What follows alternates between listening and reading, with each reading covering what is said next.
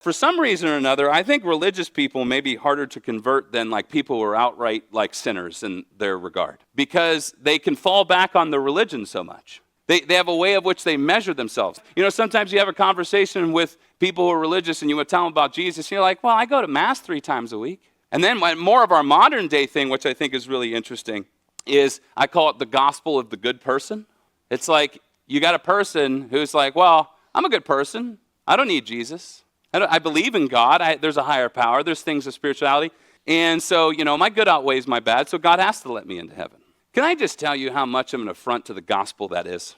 Can you imagine standing before God at the end of your life and just be like, well, God, I was a good person. He's like, but I sent my son. Do you think I just sent my son to carry upon the weight of the sin of the world on his back just for you to stand before me and say, I didn't really need it, I was a good enough person?